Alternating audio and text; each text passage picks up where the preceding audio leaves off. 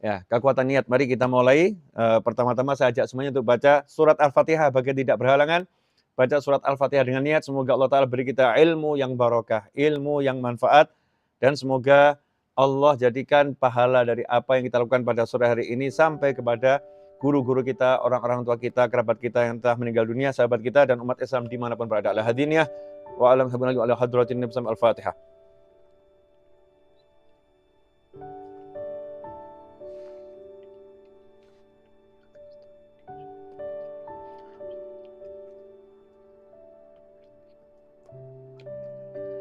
Alhamdulillah. Innamal a'malu binniyat. Innamal a'malu binniyat. Ini hadis ucapan Nabi Muhammad SAW yang paling mungkin paling banyak dihafal oleh umat Islam, ya. Paling banyak dihafal oleh sahabat-sahabat sekalian, paling mudah dan selalu terletak di awal. Innamal a'malu binniyat menjadi pembahasan yang paling utama. Pembahasan yang paling utama. Innamal a'mal, sesungguhnya al-a'mal, amal-amal kebajikan.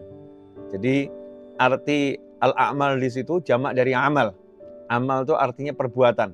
Akan tetapi perbuatan yang dimaksud di dalam hadis yang barusan kita baca, innamal a'malu binniyat, amal perbuatan yang dimaksud adalah amal perbuatan yang baik. Ya, amal perbuatan yang baik. Bukan perbuatan yang buruk, bukan perbuatan yang jahat, bukan maksiat. Karena maksiat itu juga suatu bentuk perbuatan. Keburukan juga suatu bentuk perbuatan. Kan tetapi perlu diketahui yang dimaksud dengan al-a'mal, jamak daripada amal, perbuatan-perbuatan, amal-amal, yang dimaksud dalam hadis innamal a'mal adalah segala bentuk perbuatan yang baik, segala bentuk perbuatan yang diridhoi oleh Allah Subhanahu wa taala. Innama, ya, sesungguhnya segala bentuk perbuatan yang baik itu, ya, ada innama artinya untuk mengkhususkan. Ya, untuk mengkhususkan, membatasi. Jadi segala bentuk perbuatan yang baik itu dikatakan perbuatan yang baik yang diterima oleh Allah Ta'ala biniat, bergantung dari niatnya. Jadi kalau niatnya benar, niatnya hanya untuk Allah Ta'ala, niatnya memang betul-betul ditujukan untuk Allah, maka diterima oleh Allah Subhanahu wa Ta'ala.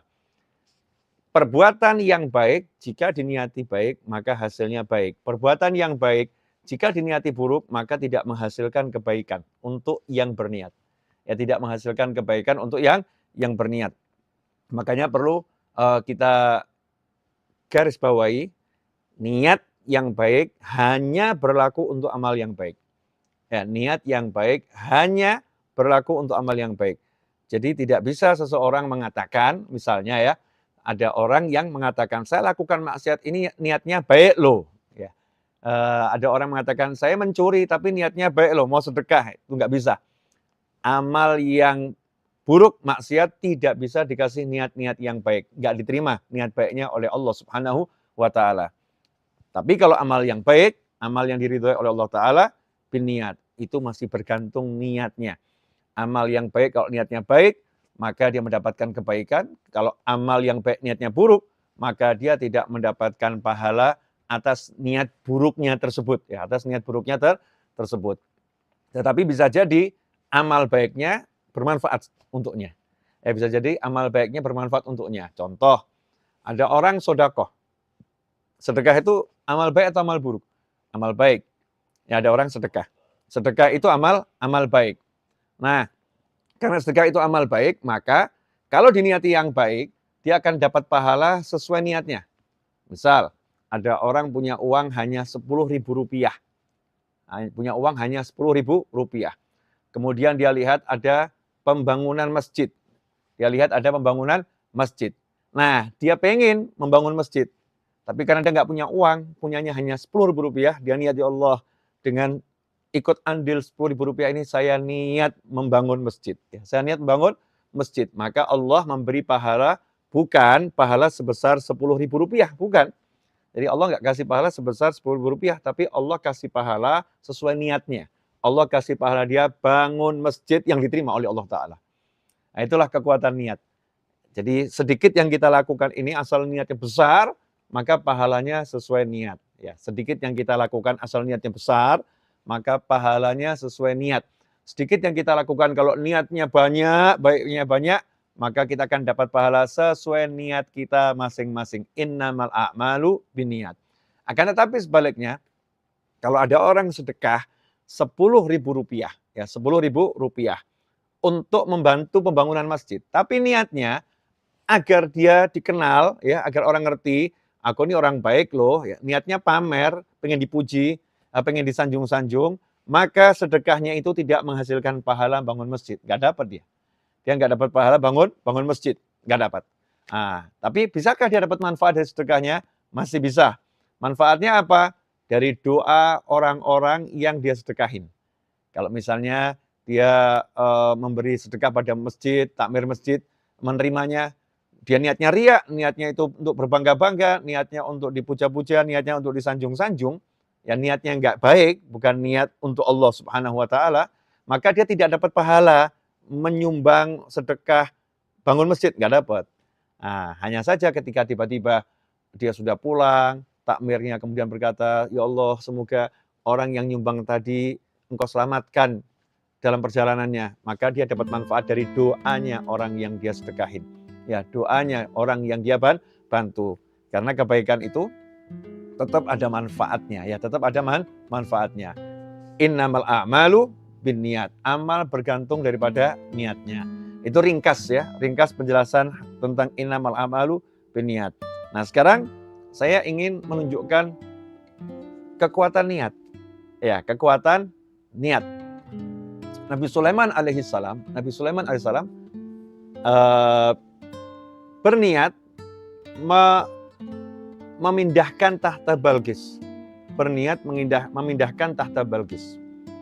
Bukan karena Nabi Sulaiman alaihissalam nggak bisa buat tahta, bukan Nabi Sulaiman alaihissalam nggak bisa buat singgasana, bukan Nabi Sulaiman alaihissalam tidak mampu ya membuat singgasana yang sehebat atau lebih hebat dari yang dimiliki oleh Ratu Balqis. Nah, tetapi Nabi Sulaiman alaihissalam berniat untuk apa? Memberikan ilmu kepada Ratu Balqis, memberikan pengertian kepada Ratu Balqis agar Ratu Balqis akhirnya memeluk Islam, agar Ratu Balqis nantinya mendapatkan hidayah dari Allah Subhanahu wa Ta'ala. Karena niatnya itu ingin mengislamkan Ratu Balqis, ya ingin mengislamkan Ratu Balqis niatnya itu, maka ketika memindahkan singgasana tadi, subhanallah berkat singgasana itu dipindahkan, akhirnya ya Ratu Balqis pun masuk dalam agamanya Allah Subhanahu wa Ta'ala. Nah, kemudian ada kelanjutannya. Niatnya tadinya memindahkan arsy ya singgasananya Ratu Balqis. Niatnya itu. Tapi Allah tunjukkan setelah itu tambahan ilmu. Apakah itu? Ternyata ketika niat itu diwujudkan, karena definisi niat adalah gerakan hati yang mulai diikuti dengan aksi. Jadi niat itu definisinya adalah gerakan hati yang diikuti dengan aksi. Nah, itulah niat. Ya, gerakan hati yang diikuti dengan aksi itu namanya niat. Kalau sekedar gerakan hati nggak ada aksi apapun, itu bukan niat, itu namanya lamunan. Ya, orangnya pelamun, perbuatannya namanya melamun. Jadi misal ada orang gerakan hatinya pengen bangun rumah, pengen beli rumah, pengen bangun masjid, pengen bantu masjid dan sebagainya. Tapi gerakan hati itu namanya melamun, bukan niat.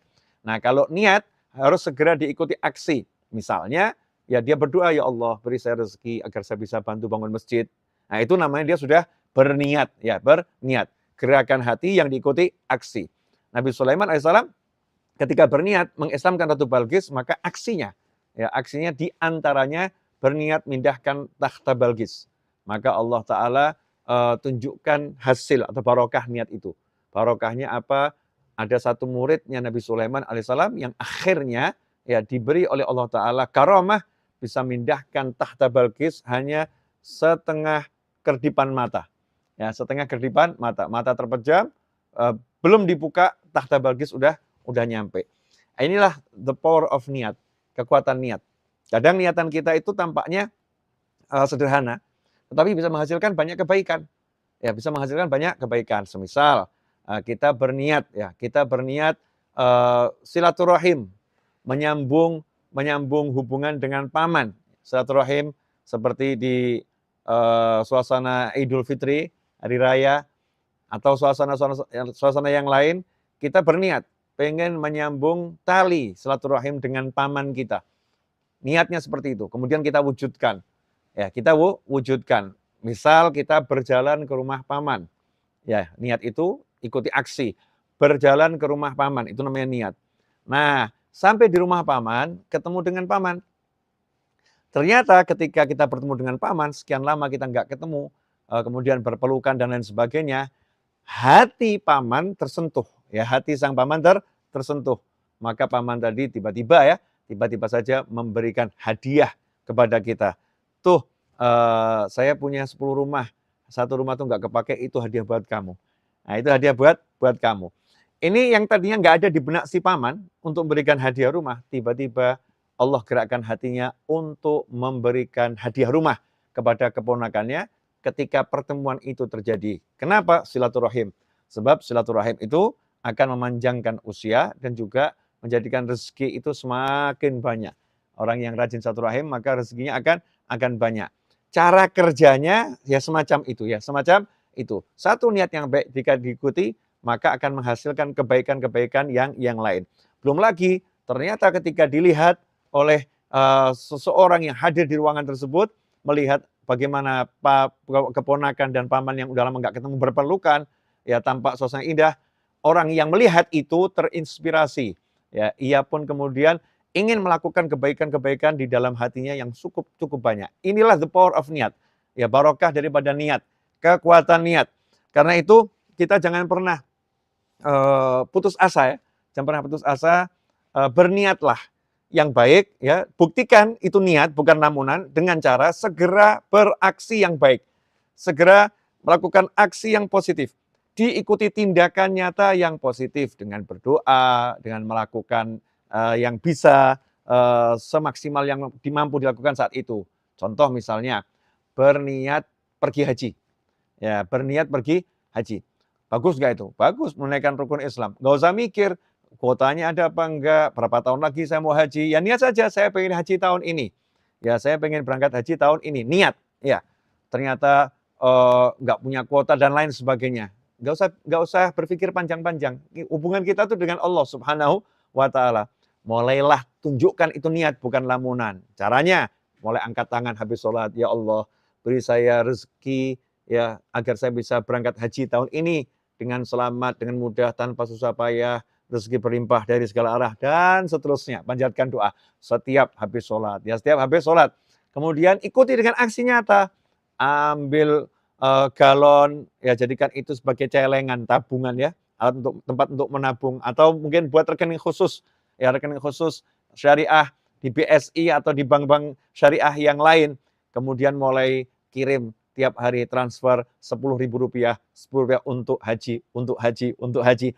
Nah, itu namanya udah nih niat ya, udah berniat. Kemudian mulai hubungi kawan-kawan yang bisa berangkatkan haji tahun ini siapa? Hubungi saja. Nanti Allah akan menggerakkan jagat raya dengan kemahakuasaannya Allah Ta'ala sehingga nantinya Allah akan berangkatkan kita haji nggak pakai susah, nggak pakai repot, nggak pakai berlelah-lelah ya, dengan mudah ya. Sesuatu yang mungkin di luar nalar kita, di luar pikiran kita. Itu the power of niat, kekuatan niat. Dan masih banyak contoh dalam kehidupan sehari-hari. Yang pengen saya tegaskan adalah berniatlah, jangan melamun. Jangan melamun, tapi berniatlah. Bedakan lamunan dan niat. Lamunan nggak ada perbuatan nyata yang mengikuti, nggak ada aksi nyata yang mengikuti. Niat adalah gerakan hati yang langsung diikuti oleh aksi nyata, perbuatan nyata. Niat kalau sungguh-sungguh karena Allah Ta'ala, maka Allah yang mewujudkannya dengan kemahakuasaannya Allah, dengan kemahamampuannya Allah, dan dengan kemahakasihnya Allah. Tentunya niat yang baik itu akan jadinya baik dan membuat yang berniat merasakan kesenangan. Ketika dia berniat udah senang ya. Niatnya belum terwujud seperti yang diinginkan, tapi karena udah berniat, udah berbuat, maka Allah udah memberikan kesenangan di dalam hatinya. Karena setiap kebaikan itu akan membuat hati senang. Ya, setiap kebaikan akan membuat hati senang. Makanya kalau kita susah senang, mungkin kita kurang banyak berbuat baik. Ya, kita kurang banyak berbuat baik. Kalau kita berbuat baik, hati senang. Karena itu doanya, Allahumma ja'al fi ta'atika farahi wa sururi. Ya Allah, jadikanlah farah dan sururku, senang dan bahagiaku dalam taat kepadamu. Alhamdulillah, jazakumullah khairan. Ini isi kajiannya, materinya pada sore hari ini. Mudah-mudahan jadi manfaat. Ya, bagi yang belum subscribe, ya, tolong subscribe channel YouTube Habib Noval Ali Idrus.